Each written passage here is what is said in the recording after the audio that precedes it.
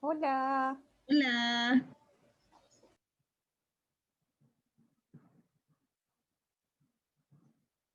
Estoy revisando porque se están sumando.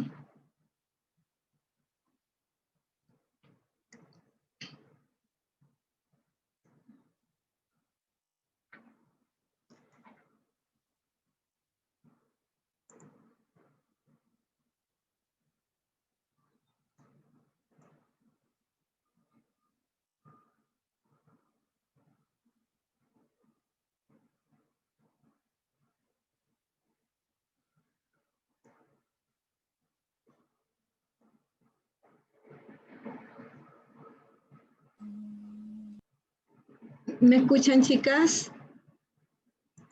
Sí. Ya. Vamos a empezar entonces, a la medida que vayan llegando los demás se van a ir sumando. Este es nuestro último Zoom, nuestra última clase de conversa. Y vamos a conversar respecto de los últimos dos temas que se les presentaron en modalidad de clase en la plataforma.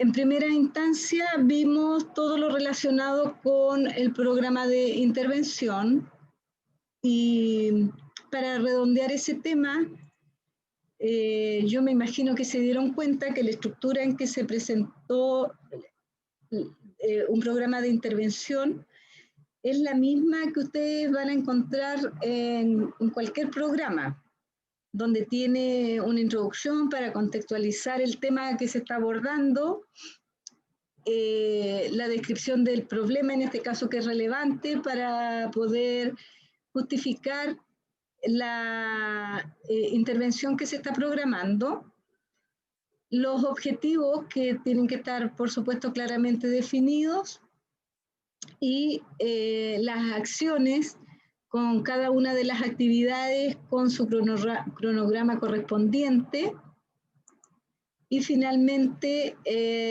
los criterios de evaluación para poder determinar posteriormente si se cumplió o no, primero con el programa de intervención propiamente tal en términos del cumplimiento de los plazos de las actividades y posteriormente los criterios para dar por cumplida cada una de las acciones que se definieron. Así que eso es como en general lo que uno encuentra en cualquier programa que haga, un programa de supervisión, un programa de capacitación, etc. Y incluso este programa puede ser tratado como un subprograma si es que ustedes deciden diseñar un programa de control de infecciones, sobre todo al inicio cuando se va a intervenir para establecer procesos de trabajo que no han estado levantados previamente. Y aclarar o reforzar a modo de que quede más claro de que a veces cuando uno establece un programa de intervención, una de las primeras acciones que tiene que hacer es revisar la parte estructural. Y estructural se refiere a todo lo que tiene que ver con recursos, instalaciones y, por otra parte, con la normativa. Porque yendo al ejemplo que yo les puse ahí, que es lo que encontré que podría ser como más cercano a la realidad de ustedes,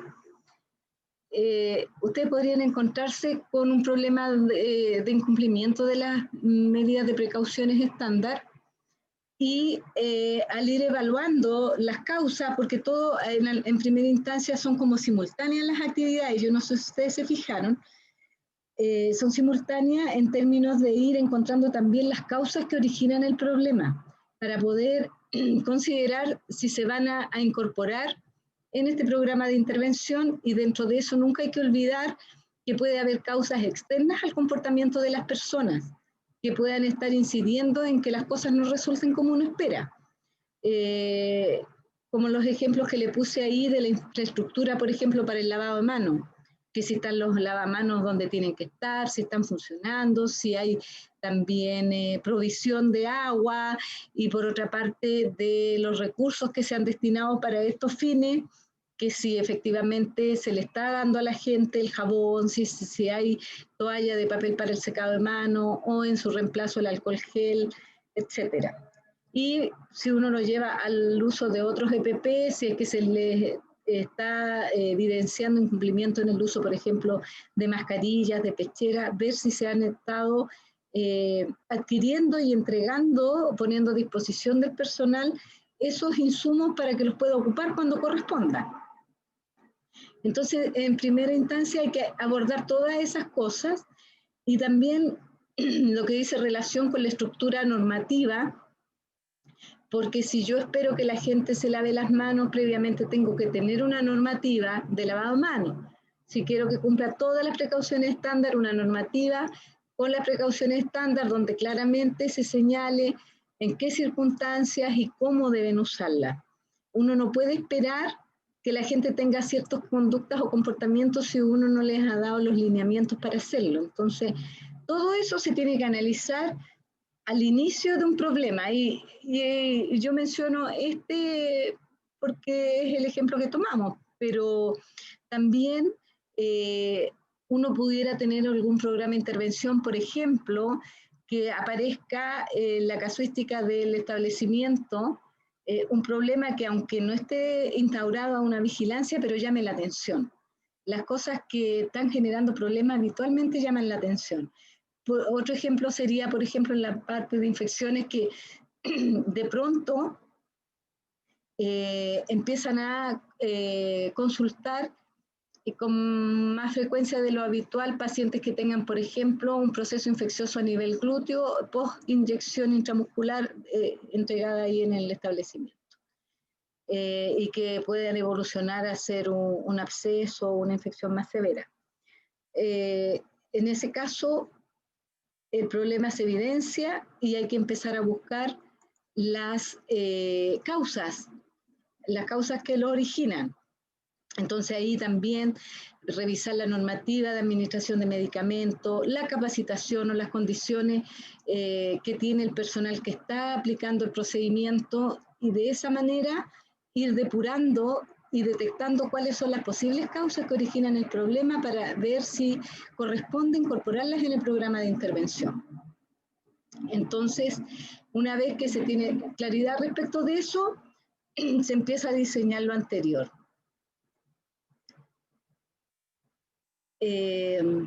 Marco se retiró, parece que... Entonces,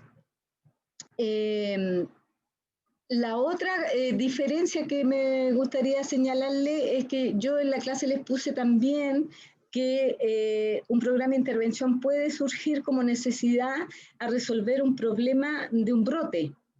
Y ahí hacer el cruce con lo que revisamos en la clase de estudio de brote, las medidas de intervención que se establecen en un brote. Se hacen muchas veces este programa de intervención dentro de lo que es el estudio del brote, porque cuando hay un brote se tiene que hacer un estudio donde se plantea el problema, las posibles causas y se describe la intervención que uno va a realizar. Entonces también este programa de intervención puede ser parte de un estudio de brote y en ese caso las actividades que se establezcan ahí tienen que estar dirigidas fundamentalmente a cortar la cadena de transmisión.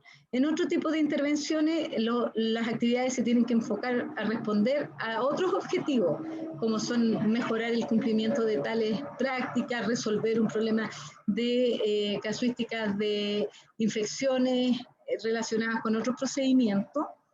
Y la diferencia que tienen ambos programas de intervención es que cuando están dentro de la intervención de un brote, de un estudio y manejo de brote, los tiempos son mucho más acotados, porque estamos con un problema importante que hay que cortar la cadena de transmisión porque dependiendo del periodo de incubación y desarrollo de la enfermedad en los casos, podemos tener un crecimiento exponencial, como es en el caso del COVID, por ejemplo. si un agente tiene un periodo de incubación largo, nuestro brote por lo menos va a tener que darse por finalizado cuando se cumpla un periodo completo de incubación libre de casos. Y además, como es fácil de contagio y tiene un R alto, probablemente mientras nosotros más nos demoremos, más exponencialmente van generándose casos nuevos. Entonces, esa es la diferencia con un programa de intervención para un problema que no sea de aumento de infecciones o aparición de infecciones nuevas que tengan un comportamiento de brote o no, y otro que podría ser un problema que nos dé un poquito más de tiempo para abordarlo, también en relación a algunas de las medidas que uno implemente, porque si uno programa capacitaciones al personal, es evidente que ese programa de intervención no va a durar 2 semanas, 3 semanas ni un mes, probablemente dure de 2 a 3 meses para poder cumplir con todas las fases de capacitación a todas las personas involucradas, porque aunque uno quisiera hacerlo más rápidamente, el funcionamiento del establecimiento no lo va a permitir, porque por lo menos hasta donde yo sé, todas las capacitaciones del personal de salud se hacen en el horario de trabajo y por tanto hay que hacerlas en forma programada, en grupos diferenciados para poder mantener el funcionamiento del establecimiento sin grandes alteraciones. Eso es en cuanto al estudio de brote. Creo haber hecho un resumen.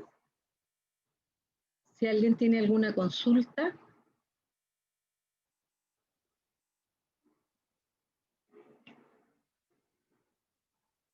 ¿Dudas?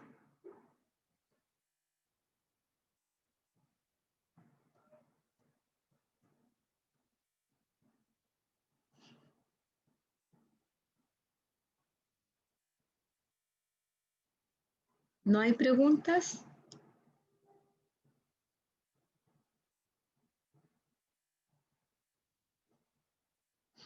Ahora, es también importante destacar que cuando uno instaura un programa de ellas, cuando no hay nada trabajado en este contexto, puede que uno determine que al hacer un diagnóstico inicial va a detectar un problema o más y eso puede tener una estructura de programa de IAS en general con subprogramas de intervención en distintos temas, porque estamos partiendo de cero, así que es probable que detectemos más de una cosa que quisiéramos intervenir. Entonces se pueden englobar en un programa de control de infecciones con subprogramas de intervención y también a veces los programas de intervención, cuando ustedes tengan los problemas identificados, es posible que varios de ellos, si no todos, puedan responder a las mismas medidas de intervención. Entonces también se pueden plantear en un solo programa con más de un problema. Porque si las medidas son las mismas, no es necesario hacer 2, 3 programas repitiendo las mismas actividades. Entonces, en la jerga como feliz de ella es como matar 2 o 3 pájaros de un solo tiro. ¿Ya? Eso habitualmente pasa cuando uno parte de cero, cuando se pone a buscar los problemas en los diagnósticos, de que se va a encontrar con más de uno y que son similares y van a probablemente responder a las mismas medidas de intervención. Después, cuando ya está instaurado, hay un rodaje, hay un sistema de vigilancia, hay un sistema de supervisión, de capacitación regular, los problemas surgen así en forma puntual. Y también es bueno intervenirlos en forma puntual para ir sacándolos al tiro digamos, de la preocupación del día a día. Y el otro plus que tiene esto de hacer programa de intervención, que a veces tienen un impacto también en problemas que uno no alcanzaba a visualizar. Incluso a veces lo verbaliza la misma gente involucrada, de que se interviene por algo y se refuerzan ciertas medidas o se implementan ciertas medidas en decir, oye, pero esto también entonces no sirve para esto otro, y efectivamente es así. Así que eso les quería contar. Yo creo que si este curso, como habíamos hablado inicialmente, gran parte de los contenidos que se abordan en esto están abordados o están destinados al control de infecciones dentro de los hospitales, sin ninguna duda que la metodología de programa en general y de programa de intervención les va a servir para todo, porque es la metodología y la estructura que debiera tener cualquier programa. Como les digo, como intervención, programa de capacitación, programa de supervisión, y a veces se juntan entre ellos y generan un gran programa de control de infecciones. Marcela. Ajá.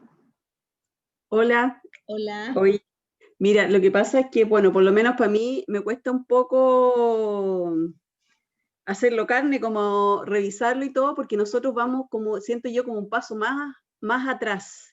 Nosotros recién este año íbamos a empezar con los programas de supervisiones de prácticas de prevención de IES y todo eso. Recién íbamos a empezar a instalarlo, elaborar los formatos y todo. Entonces, como que es como mirar bien a futuro, revisarlo, me parece súper interesante, pero como te digo, nosotros estábamos en ese proceso, y como llegó este tema de la pandemia, no pudimos ejecutarlo, porque lo teníamos dentro de nuestro programa de calidad, esa parte. Claro, las pilló la máquina. Sí. Sí, porque lo de la pandemia, ahí se evidenció, yo creo, las falencias que había en torno a este tema, donde sí, sobre la marcha y la gran demanda y sobrecarga asistencial tuvieron que tomar al personal y empezar a prepararlo. Sí, ha sido tremendo, porque fíjate que ahora justamente estamos con unos temas justamente de las horas de supervisión. Entonces eso es lo que hoy día en una reunión yo planteaba, de que efectivamente tiene que estar establecido el tiempo que se va a dedicar a la supervisión, ¿sí? Y qué vamos a ir a mirar y cómo lo vamos a ir a mirar, y todos esos temas nosotros lo teníamos programado para este año. Y como dices tú, efectivamente nos pilló la pandemia y nos pilló así, y aquí estamos, tratando de ver, porque la supervisión ha sido como una actividad que no se estaba realizando finalmente, por lo menos en la parte nuestra de atención primaria. Ahora, entonces cuando tú... Dime. No, es que eso que tú señalas, bueno, ustedes sienten que las pilló como un paso atrás sin haber trabajado antes en estos temas, pero yo les digo que yo llevo trabajando en el hospital como 20 años, por lo menos como 10 en el tema de IAS, y es más o menos igual, porque a la gente hay que estarle reforzando siempre. Hubo que hacer mucha capacitación, mucho refuerzo, supervisión, porque igual siempre se está requiriendo. Entonces esto no es de hacerlo una sola vez. Ahora, yo creo que a ustedes efectivamente las pilló un poquito la máquina y se vieron sobrepasadas, pero una vez que instauren este sistema de trabajo, eso llega para quedarse. Porque ahora tuvo un impacto bien importante, y es lo que yo le digo a la gente. De hecho, cuando yo hago mis presentaciones de inducción en el hospital y de capacitación, les recuerdo que tienen que cumplir estas medidas, y esto de antes y antes, yo les daba el ejemplo del SARS que ocurrió el año 2002, 2004, por ahí, también por allá por el lado de Oriente, que no alcanzó a llegar a Chile, pero que afectó mucho al personal de salud porque era el SARS-CoV-1, este es el 2. Ya no alcanzó a ser tan pandémico, pero sí involucró a varios países. Y como que la gente lo veía muy lejano. Yo le decía, siempre está el riesgo. Y si no es un coronavirus, puede ser otra gente, puede ser un meningococo, que puedan atender a usted a un paciente que llegue con una meningitis, y la tuberculosis. La tuberculosis, que está adquiriendo una relevancia súper grande en la actualidad y que también se contagia y se puede transmitir. Entonces la gente tiene que estar preparada para eso, y la única forma de hacerlo es estableciendo programas de normativas primero, hacer un programa de control de ellas, porque el programa te contiene todo. Primero la normativa, es decir, qué es lo que yo quiero que hagan y les digo cuándo y cómo hacerlo. Por tanto, tiene que haber normas de precaución estándar mínimo.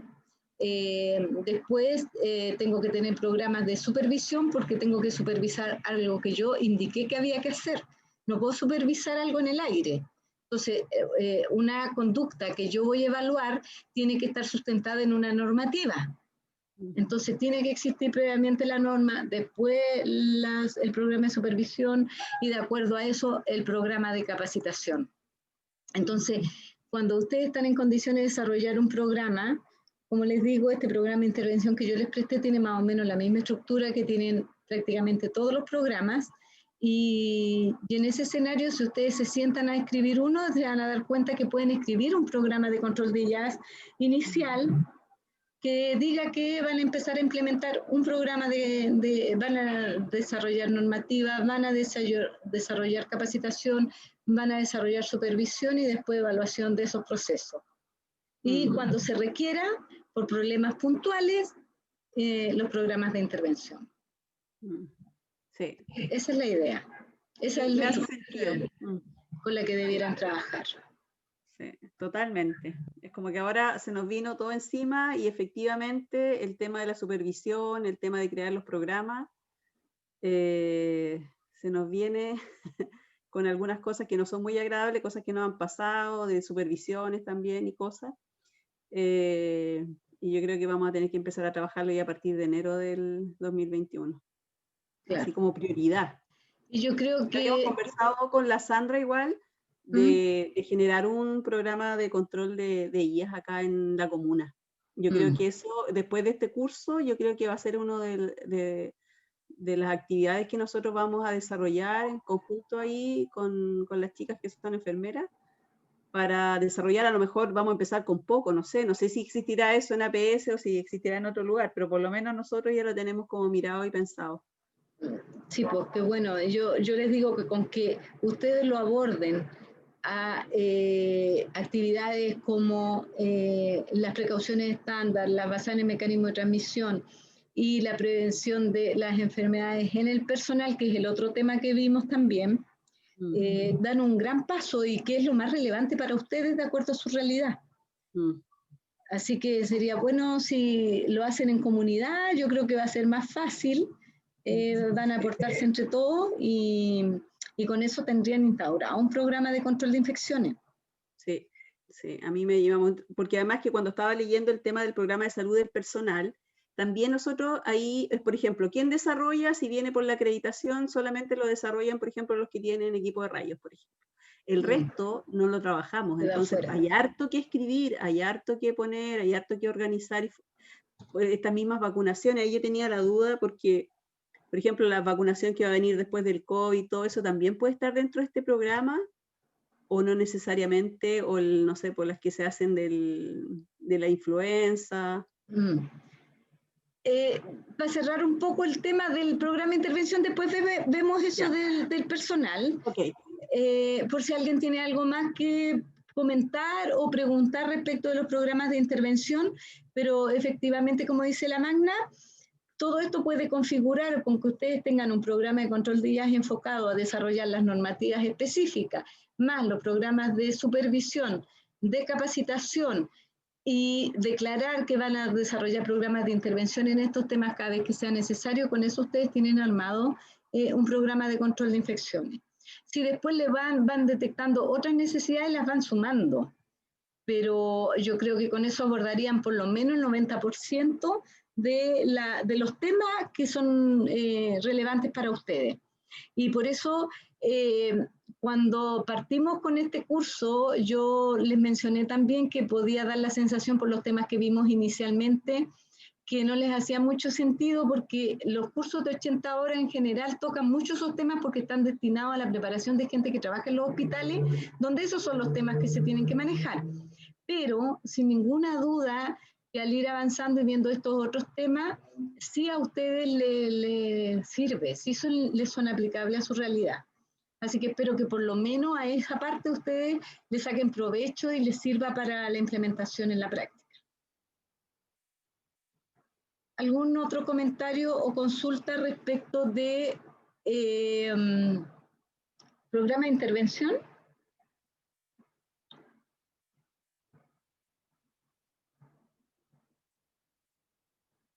¿No? Bueno, entonces vamos a comentar ahora lo relacionado con la salud del personal. Y también contarles que aunque ustedes no lo crean, eso se traduce en un programa. Todo establecimiento debiera tener un programa de salud del personal. Ahora, este tema de salud del personal puede ser una actividad compartida entre los equipos de salud ocupacional y el equipo de IAS. No todos los establecimientos tienen los dos equipos funcionando y a veces alguno incluso teniéndolo, la gente de salud ocupacional no quiere tomar estos temas que están relacionados con la exposición del personal a los agentes microbianos. Pero sea cual sea el caso, IAS tiene que participar en esta parte de salud del personal. Y además a eso se le suman otros componentes. Entonces, yendo por parte, el programa de salud personal tiene que tener, desde el punto de vista de IAS, todo lo que dice relación con las medidas preventivas de la adquisición de agentes microbianos transmitidos por distintas formas, de los pacientes a los funcionarios, entre funcionarios o un mix. Y las medidas preventivas, las medidas preventivas de todo eso y después las medidas de manejo. Y las medidas de manejo son cuando la exposición se produjo, porque eso igual pasa, que se produce en forma accidental o en forma no deseada y el funcionario queda con riesgo de desarrollar la enfermedad. ¿Y de qué estamos hablando? Fuertemente de todo lo que dice relación con los agentes que son más frecuentes en la comunidad y que los pacientes podrían traer a los establecimientos. Ahí adquieren tremenda importancia las precauciones estándar y las basadas en mecanismos de transmisión, porque los pacientes pueden consultarles a ustedes con enfermedades infectocontagiosas. Y adquiere cada vez más importancia todas las medidas que tienen para el control y la prevención de adquisición de la tuberculosis, porque yo no sé cómo andan ustedes en la parte de atención primaria, pero debieran tener muchos pacientes. La tuberculosis está adquiriendo proporciones bien significativas en la comunidad en la actualidad y son siempre un riesgo para el personal de salud que atiende a los pacientes, porque en muchas ocasiones ni siquiera el paciente sabe que tiene tuberculosis. Y si no hay una buena búsqueda activa de casos en los consultorios, el riesgo es mayor. Es mayor incluso que en los hospitales, porque cuando los pacientes llegan a los hospitales con tuberculosis llegan bien sintomáticos, porque ya se sienten tan mal que consultan a la urgencia. Sin embargo, pueden andar 2 o 3 meses antes con tos, con algunos síntomas inespecíficos y se pasan, tiene un comportamiento bien especial la tuberculosis y el paciente ir 2, 3, 4 veces a atenderse por otras causas y transmitiendo la bacteria. Así que también hay que tener siempre presente, son de las enfermedades infectocontagiosas que tienen que estar sí o sí en un programa de salud del personal en los establecimientos. Lo otro son todos los mecanismos de adquisición de los agentes transmitidos por sangre, como son el VIH, hepatitis B y hepatitis C, y es el que fuertemente se trabaja, incluso se solicita en los procesos de acreditación. Entonces, esos tienen que estar y por eso yo lo desarrollé también con más detalle para que a ustedes les sirviera, si es que alguien lo quiere implementar, les sirviera como guía y les puse en la bibliografía también algún material relacionado con ese tema. Y además, a ella se le ha encomendado que considere dentro de los programas de salud del personal todos los que dicen relación con la exposición a agentes químicos que se dan en el contexto de la esterilización o desinfección de alto nivel, porque ese es un requerimiento que ponen los programas de control de infecciones a los establecimientos que cuente con material e instrumental estériles y muchos o desinfectados de alto nivel, y muchos de ellos tienen que ser sometidos a estos procesos que son los que vieron con la LUCI, recuerdo yo. Entonces también se pide que ya se haga cargo de establecer en su programa de salud personal los que están relacionados con estas exposiciones. Entonces, al tener claro qué es lo que por lo menos hay que incorporar, hay que establecer dos líneas de trabajo. Una, todo lo que dice de relación con las medidas preventivas, para lo cual hay que establecer normativas que la gente conozca y se apliquen, para prevenir la exposición a estos agentes. Y hay una segunda parte que tiene que ver con el manejo, que es decir, ¿qué hago si ocurre? ¿Por qué ocurre? La gente se accidenta, lejos lo más frecuente son los accidentes con exposición a sangre y fluidos corporales de riesgo, y eventualmente podría haber otros tipos de exposiciones y el establecimiento tiene que tener claro cómo los va a manejar. Habitualmente hay convenios con las mutualidades y eso yo lo entiendo, y que muchos de estos casos, si no todos, se van a ir a las mutualidades, pero por lo menos tiene que estar descrito en este programa y a cargo del equipo de IAS qué se va a hacer en primera instancia para asegurar que ese funcionario o esa persona que se expuso llegue finalmente a la mutualidad donde tiene que ser atendido. Y también determinar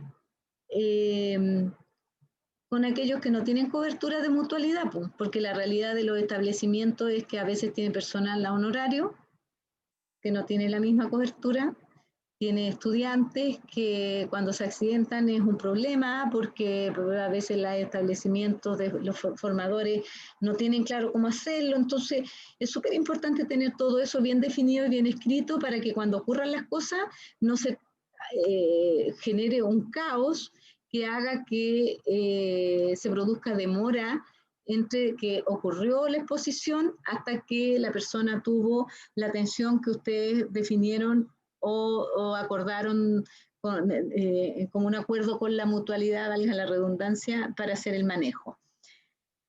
Y en esa parte algo les iba a decir, me llegó un WhatsApp que parece que había alguien esperando, por eso me distraje, chiquillos, disculpen. En el tema del manejo, también definir cuando una persona adquiere alguna de estas enfermedades, infecciones o afecciones, ¿quiénes van a estar distanciados de las funciones? E incluso incorporar, y este criterio espero que haya quedado claro en la clase, que también considera cuando yo tengo un funcionario que llega enfermo, cuando llegó, está resfriado, tiene gripe, tiene coronavirus, tiene varicela, ¿qué hago con él? ¿Qué determino yo como establecimiento? Y también tiene que haber un pronunciamiento al respecto de cuándo ustedes van a alejar en forma transitoria a los funcionarios de sus actividades porque esté portando o esté cursando una infección por algún agente contagioso, porque puede contagiar al resto de los funcionarios y a los pacientes. También hay que verlo desde esa perspectiva, si no solo los pacientes son los que a nosotros nos traen el riesgo de transmisión de los agentes infecciosos, sino que a veces son los mismos funcionarios que pudieran ser la fuente de diseminación de agentes. Y eso lo ha evidenciado el COVID.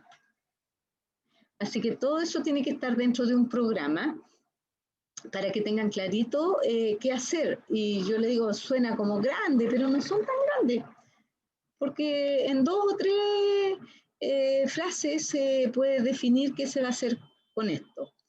Y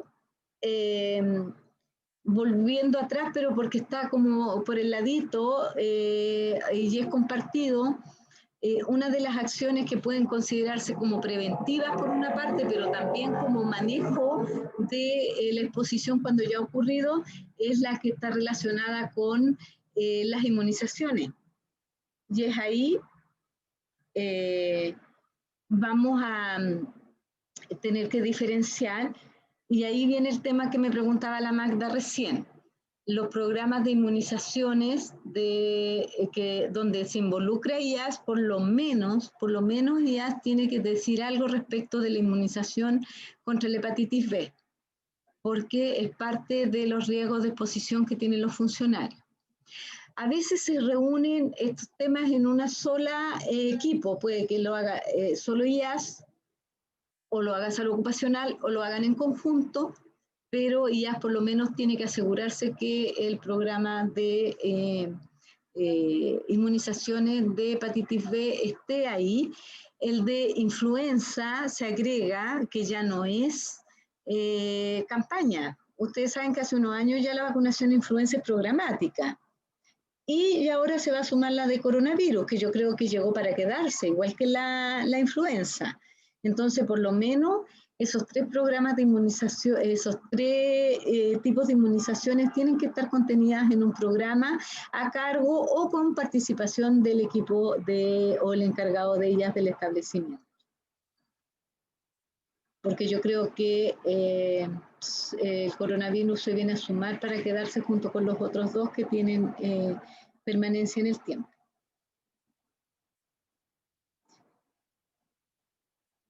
¿Alguna pregunta o consulta?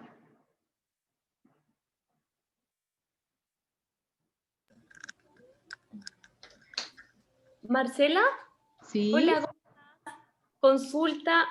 Mira, en el programa de salud laboral que estabas presentando recién, esas medidas preventivas que comentabas, precauciones estándar, las precauciones basadas en el mecanismo de transmisión y la prevención de accidentes con exposición a fluido y a químicos, ¿eso tiene que ir sí o sí? O, por ejemplo, ¿podemos comenzar solamente con las precauciones estándar y con precauciones basadas en mecanismos de transmisión, por ejemplo? Es decir, ustedes pueden comenzar gradualmente a implementar todo esto si es que no lo tenían. Ya, pero yo creo que en un periodo, si se proponen trabajar en un periodo de un año, debieran estar por lo menos la de precauciones por mecanismo estándar y mecanismo de transmisión, y ahí agarran vuelo y hacen al tiro las de exposición a sangre y fluidos corporales de riesgo, porque son muy parecidas. Tienen hartos componentes de las precauciones estándar, pero ahí tienen que focalizar en algunos aspectos y van a ver que están relacionadas unas con otras. Y la de la exposición a químicos, agentes químicos usados en esterilización y desinfección va a depender de la realidad de cada establecimiento, porque puede que no tengan ninguna de esos procedimientos, como la desinfección de alto nivel con OPA, el uso de glutaldehído y el óxido de etileno. Son específicas esas que yo les mencioné en la clase, y si no tienen ustedes instalaciones que hagan esos procedimientos, no requieren tenerlo, obviamente. ¿Sabes qué? A nosotros te gané mal. Yo veo que en general me llama la atención que este tipo de cosas nosotros no podemos decir que no lo tenemos. Tenemos este tipo de cosas, más las tenemos así como acciones disgregadas que no están formalizadas, porque por ejemplo tenemos la vacunación contra la hepatitis B en todos los funcionarios que tienen exposición. Y además, por otro lado, y eso lo tenemos por normativa del Programa Nacional de Inmunizaciones, solamente bajo esa definición. Y además tenemos todo lo que es el protocolo del personal que está expuesto a algún accidente o contacto con fluidos corporales producto del ámbito de recursos humanos para la característica de exposición. Entonces, pienso que en el fondo sería trabajar a nivel de los establecimientos una forma de solo darle una estructura a esto, juntando estos 2 lineamientos, y no debería ser tan difícil, ya que nos damos cuenta a través de las presentaciones que tú nos has hecho, nos damos cuenta que en el fondo estamos haciendo esfuerzos aislados que tienen que ver con lo mismo. Así es. Finalmente, muchas veces nos desgastamos cuando hacemos esto de esfuerzos aislados y no nos damos cuenta de que hay un lineamiento central que es el que debemos trabajar, darle una estructura y guiarnos por eso, porque en general, frente a la exposición de sustancias tóxicas, por lo menos en los establecimientos a nivel de Chillán, no veo que tengamos. Entonces sería esto de fluidos corporales, de la exposición laboral a enfermedades y estaríamos ahí. En la que sí no tenemos ninguna forma de acción en general frente al manejo de los pacientes con TBC. Sería como, ahí tendríamos que ver cómo a nivel de comuna vamos a establecer un lineamiento para proteger a nuestro personal. En lo que tú has mencionado es como que yo visualizo que sería lo que nos estaría faltando, estructura y agregar la parte de la exposición al vacío. Sí. Claro, y aunar esfuerzos, porque como yo les decía, se puede trabajar en conjunto. Esto, la idea no es hacer cosas paralelas, si son del mismo establecimiento. Por eso yo les mencionaba que en algunos se ocupaba los equipos de salud ocupacional o alguien de recursos humanos que sin servicio de salud ocupacional en respuesta a otros requerimientos empezó a trabajar el tema. Y por otro lado están los que se van a hacer cargo de ellas o que tienen ellas, deben aunar esfuerzos y hacer como un programa de salud del personal en conjunto. Y ahí tienen todo amarradito. Sí, mira, yo estoy completamente de acuerdo con, me ganó la Sandra.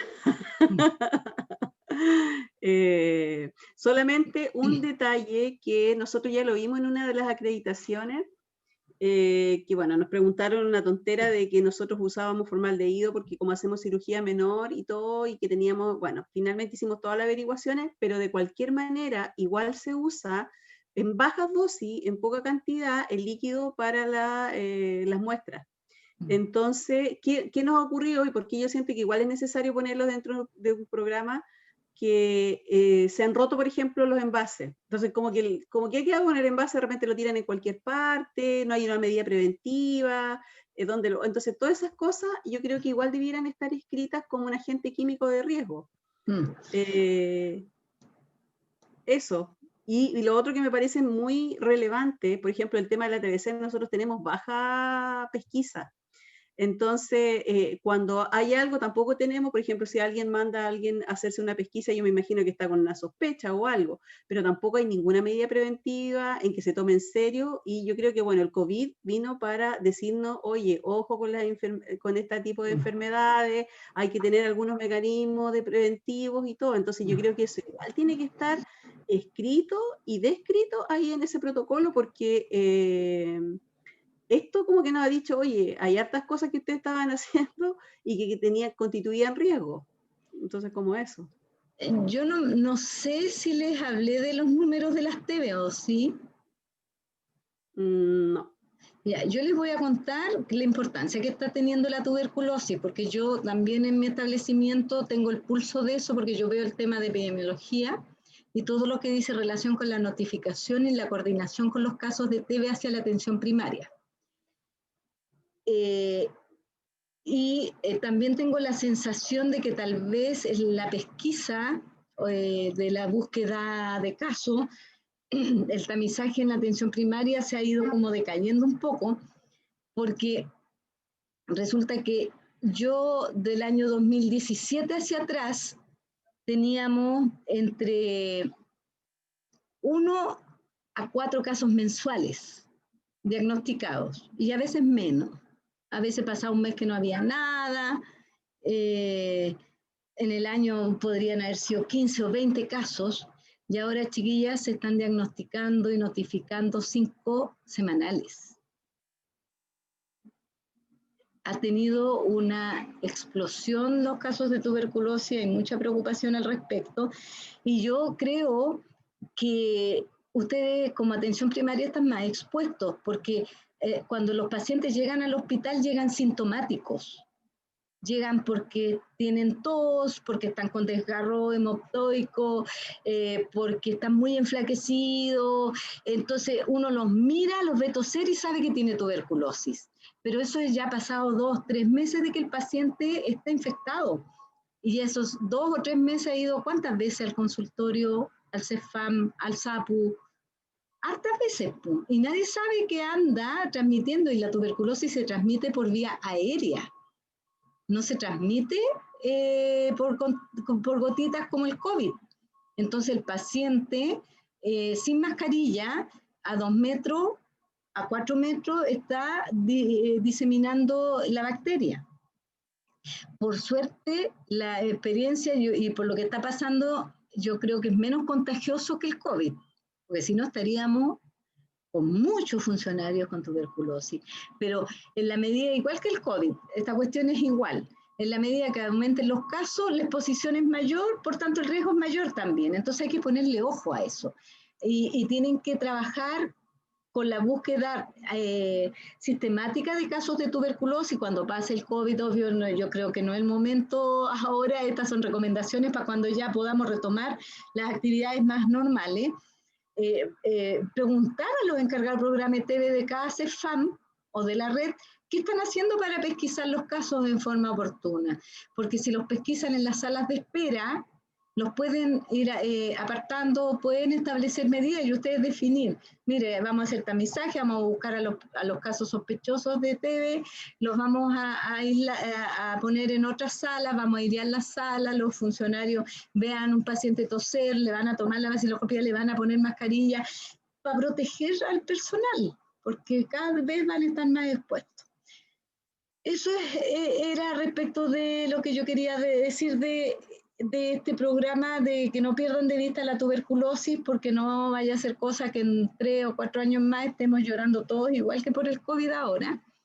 Y el resto de las cosas que ustedes mencionaban de aunar esfuerzos son re importantes, porque no me cabe la menor duda que ustedes tienen normativa, por lo que me están mencionando, por ejemplo, de los accidentes cortopunzantes, pero del manejo. Sin embargo, el programa de salud del personal requiere que haya un programa que incorpore todo lo que son las medidas preventivas. O sea, la norma de prevención de esos accidentes, que se dé a conocer, se capacite a la gente y se supervise que cumplan esas medidas preventivas. Porque en el fondo están actuando con la leche ya derramada. Y lo que tenemos que tratar es que no se derrame.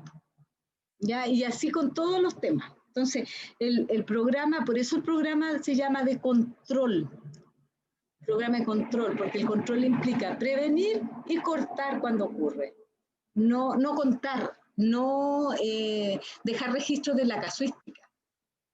Porque cuando tienen un programa que es del manejo y que lleva una estadística y todo eso, se está contando nomás lo que ya ocurrió. No estamos actuando antes. ¿Algo más? ¿Comentarios?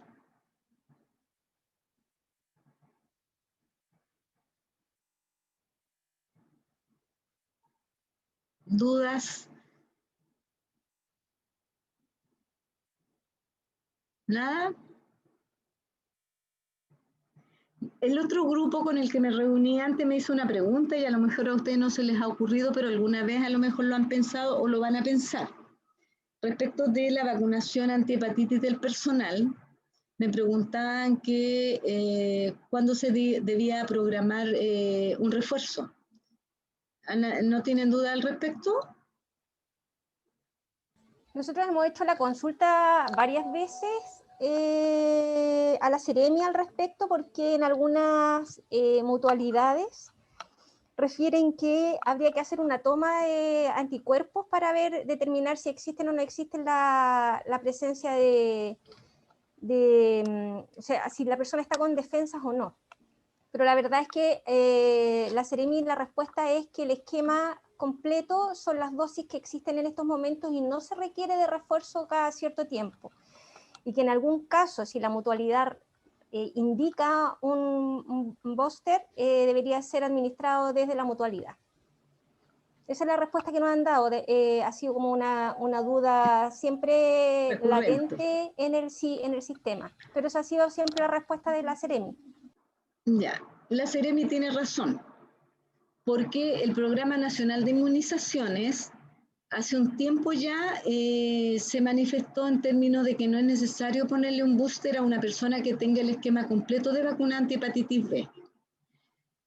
Los boosters o refuerzos se ponen en las personas que han tenido una baja respuesta, pero para saber aquello hay que tomar efectivamente niveles de anticuerpos, pero la medición de anticuerpos no está contemplada en el programa, por tanto no hay recursos para eso, y los establecimientos que lo hacen bajo convenios con sus mutualidades o en base a sus recursos propios que compran la técnica y le miden el anticuerpo a todo el personal para detectar cuáles son los que requieren un booster y que son los que se denominan hiporrespondedores o no respondedores.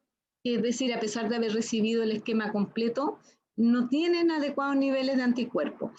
Pero ese número de personas es bien marginal respecto del total de los funcionarios. Entonces yo creo que por eso, por una medida de costo-efectividad, no se ha implementado un estudio desde el nivel central para los funcionarios para buscar a los no respondedores, porque son un porcentaje muy bajo, entonces el costo de encontrar a esos pocos es muy alto y no vale la pena en general. Así que, en definitiva, se debe asumir que como la mayoría, el 99% de las personas generan buenos niveles de anticuerpos, nuestro personal está en esa proporción y está tranquilo respecto de eso, salvo que haya alguna inquietud por parte de las personas y ahí el costo es o del funcionario mismo o del establecimiento o de la mutualidad, según quien lo indique y quien lo quiera hacer. Ahora,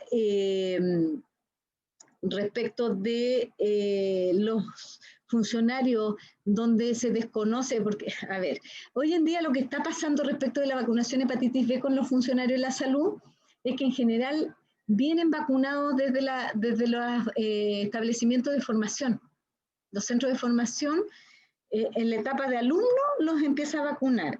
Pero yo no sé si a ustedes les pasa, pero a mí me pasa con mucha frecuencia que cuando se contratan esos estudiantes que ya se recibieron, se contratan como funcionarios, no tienen certificado, no tienen carnet, no tienen cómo demostrar que se vacunaron.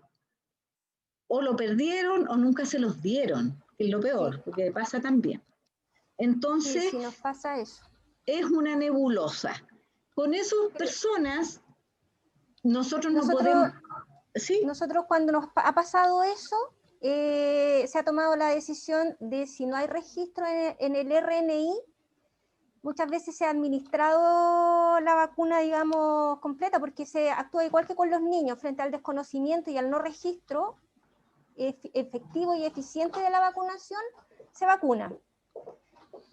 Ahora, el problema lo tendríamos con, por ejemplo, aquellos funcionarios que frente a la duda se tomasen el examen de sangre para determinar los anticuerpos y que nosotros tuviéramos registro completo de vacunación en el RNI y esa persona fuera una persona que no formó anticuerpos, ahí eso está como en la nebulosa. Yo no sé si la persona podríamos hablar con la Seremi para que autorizara...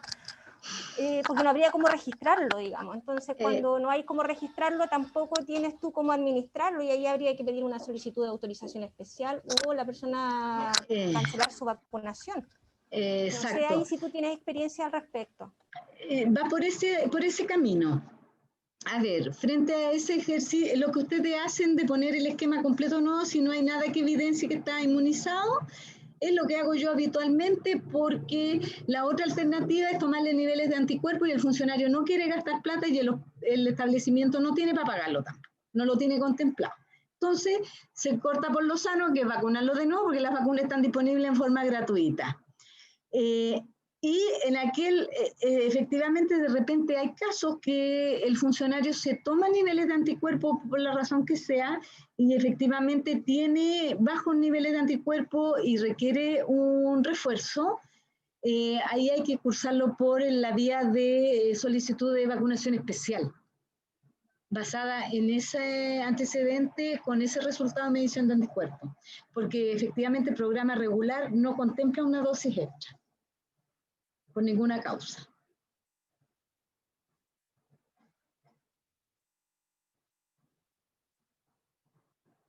¿Algo más, chicos? Chicas. ¿No? Bueno, entonces, como no hay más dudas ni comentarios, vamos a cerrar esta, que es nuestra última reunión.